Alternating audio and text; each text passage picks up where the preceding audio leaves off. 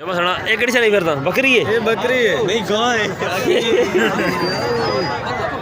छोटा पठोरा को नहीं पता कोई। अस्सलाम वालेकुम की हाल चाल है ਤੁਹਾਡਾ ਉਮੀਦ ਕਰਦਾ ਹਾਂ ਸਾਰੇ ਠੀਕ ਠਾਕ ਹੋ ਗਏ। ਅੱਲਾਹ ਤਾਲਾ ਦੇ ਫਜ਼ਲ ਤੇ ਕਰਮ ਦੇ ਨਾਲ ਸ਼ੁਰੂ ਕਰਦੇ ਹਾਂ ਅੱਜ ਦਾ ਵਲੌਗ। ਰਾਤੀ ਬਾਰਿਸ਼ ਨੇ ਨਾ ਵਾਵਾ ਗੁਜ਼ਾਰਾ ਕੀਤਾ। ਪ੍ਰੋਗਰਾਮ ਤੇ ਮੇਰਾ ਪਹਿਲਾਂ ਹੀ ਸੀਗਾ ਮਰਬੇ ਲੇਟ ਜਾਣ ਦਾ। ਮੈਂ ਕਿਹਾ ਵੱਢ ਗਿੱਲਾ ਹੋਣਾ ਥੋੜਾ ਲੇਟ ਜਾਵਾਂਗੇ। ਉਧਰੋਂ ਫਿਰ ਫੈਸਲ ਦਾ ਫੋਨ ਆ ਗਿਆ ਬਿਨਾ ਮੰਡੀ ਚਲੀਏ। ਮੈਂ ਕਿਹਾ ਚਲ ਆ ਚਲੀਏ। ਉਹ ਹੁਣ ਆਉਂਦਾ ਪਿਆ ਵਾ ਤੇ ਤਿਆਰ ਹੁੰਦੇ ਆ ਚੱਲਦੇ ਆ ਤੇ ਜਾ ਕੇ ਕਰਦੇ ਆ ਕੱਪੜੇ ਚੇਂਜ। ਜੇ ਤੁਸੀਂ ਸਾਡੇ ਚੈਨਲ ਤੇ ਨਵੇਂ ਆਏ ਹੋ ਸਾਡੇ ਚੈਨਲ ਨੂੰ ਸਬਸਕ੍ਰਾਈਬ ਕਰਿਓ ਤੇ ਬੈਲ ਆਈਕਨ ਨੂੰ ਜ਼ਰੂਰ ਪ੍ਰੈਸ ਕਰਿਓ ਤਾਂ ਸਾਡੀ ਆਉਣ ਵਾਲੀ ਵੀਡੀਓ ਤੁਹਾਡੇ ਕੋਲ ਪਹੁੰਚਦੀ ਰਹੇ। ਵੀਡੀਓ ਨੂੰ ਲਾਈਕ ਤੇ ਕਮੈਂਟ ਕਰਕੇ ਦੱਸਿਓ ਤੁਹਾਨੂੰ ਸਾਡਾ ਵਲੌਗ ਕਿੱਦਾਂ ਦਾ ਲੱਗਿਆ। ਮੰਡੀ 'ਚੋਂ ਹੁਣ ਲੈਣੀ ਪਤਾ ਨਹੀਂ ਕਿਹੜੀ ਚੀਜ਼ ਆ। ਉਹਨੇ ਹੁਣ ਆਏਗਾ ਤਾਂ ਫਿਰ ਪੁੱਛਾਂਗੇ ਉਹਨੂੰ ਕੀ ਲੈਣਾ ਵਾ। ਰਾਣਾ ਤੂੰ ਕੀ ਲੈਣਾ ਮੰਡੀ 'ਚੋਂ ਫੇ ਵੀ ਪਤਾ ਤਾਂ ਲੱਗੇ। ਅੱਛਾ ਮੈਂ ਊਂਠ ਲੈਣ ਚੱਲਾਂਗੇ ਤੇ ਵੀ ਕੁਛ ਲਵਾਂਗੇ। ਟਰਾਲੀਆਂ ਨਾ ਜਾਣ ਇਸ ਰਸਤੇ ਤੋਂ ਰਾਹ ਖਰਾਬ ਨਾ ਹੋਏ है ना। ट्राली खराब कर दी पानी छड़नी होती वही तो खलोता बारिश वालों गुजारे होती रहती सही है अच्छी है देखते यार कितने भी निकले से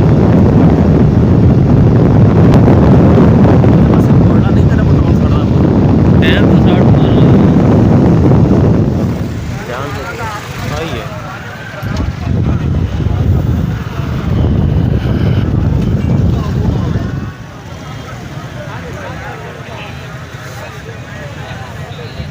हर 2 लाइन तो बाद ना मोटरसाइकिलों की राह छड्या है पिछे मोटरसाइकिल कढ़न वास्ते। मंडी असी पहुँच गए हैं। फैसल ने देखने कोई मुर्गे वगैरह तो असी देखना कोई बकरा ना बकरे का रेट पता करना फिर लवांगे उस पिंड दे विच यार मैं पूरा 15 घेरना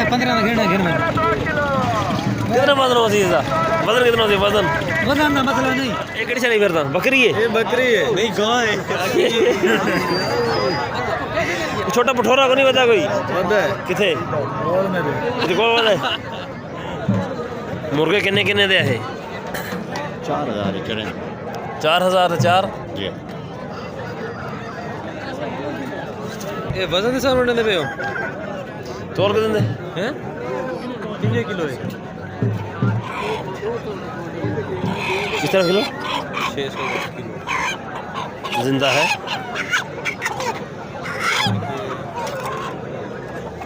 600 का किलो जिंदा मुर्गे की है कम का खड़ा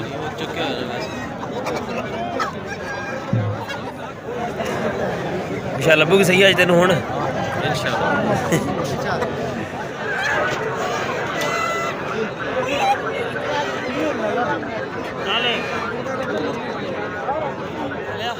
किन्ने दा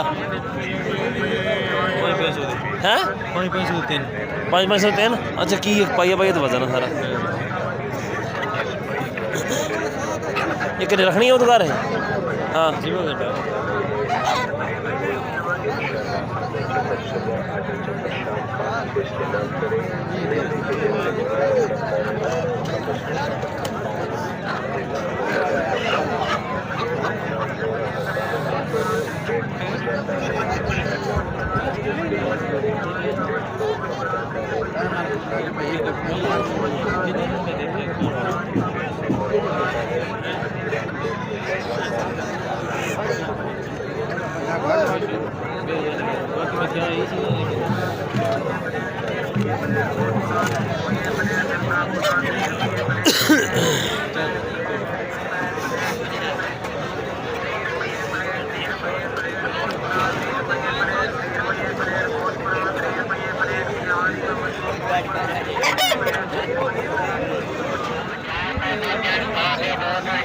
किन्ने दा भाई 20,000 में अच्छा हाँ वो दस दे ये तो पूछो अड़ा बोला काले काले दा काला बकरा तेरा काला बकरा तेरा हाँ काले रुपए तेरा नहीं का गुनाह कीता अल्लाह ने सजा दी थी। ये इधर देख लो केड़ी मेरा भाई इन्हें के इधर देख लो नहीं जरा एक जानवर ना इधर देख लो नहीं जरा बद फेली की मुर्गे लेने सी मुर्गे ले ले या जिबा करने वास्ते लाए फैसल ने बकरियां का रेट भी पता कर लिया वा हुण चलते बस चलिए घर हुण वापस थोड़ा फिरते हो यार ये टाइम किहड़ा होया ते बकरे तो अपने मुर्गे फिर आप फड़ना तू वजन मैनू चुकाया है कि तो फिरदे आ किन्ने दी भाई गुड्डी 20 रुपए दी ते आ होर टमाटर ਇਹਦਾ ਕੀ ਰੋਲਾ ਵਾ चिट्टा टमाटर ਚਿੱਟਾ ਟਮਾਟਰ ਅੱਛਾ ਤੇ ਇਹ ਲਾਲ ਟਮਾਟਰ ਹੈ 20 रुपए ਤੇ ਮਿਰਚਾਂ ਦੀ ਇਹ ਵੀ 20 रुपए ਦੀ 50 ਜਾਂ 3 ਜਾ ਹੈ 50 ਜਾਂ 3 ਜਾ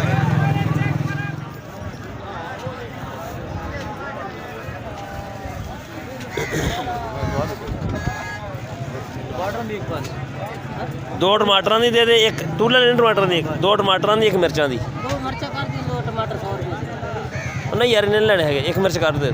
मिर्च कट बिच एक पैकेट कर दी भाई जगह को नहीं साड़ी नहीं लाने की घर च लानी जगह को नहीं ना इन्नी जगह हिसाब किताब देखना ना मिल जाकर रख ली उसे हाल टंग नाल ओए नाल टंग ला ओए नाल टंग हाँ फड़ लेना चल बाहर कट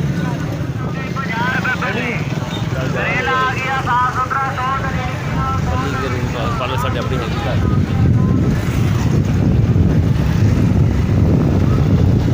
पल कितने लगी हुई है घर ਅਸੀਂ ਆ ਗਏ ਆ ਅਸੀਂ ਲੈ ਕੇ ਆਏ ਆ ਪਨੀਰੀ ਟਮਾਟਰਾਂ ਦੀ ਤੇ ਮਿਰਚਾਂ ਦੀ ਇਹ ਉੱਥੇ ਲਾਉਂਦੇ ਆ ਤੁਹਾਨੂੰ ਦਿਖਾਉਂਦੇ ਆ ਜਗ੍ਹਾ ਸਾਡੀ ਅੱਗੇ ਸਬਜ਼ੀ ਲੱਗੀ ਹੋਈ ਉਹ ਵੀ ਦਿਖਾਉਣਾ ਤੁਹਾਨੂੰ ਮੈਂ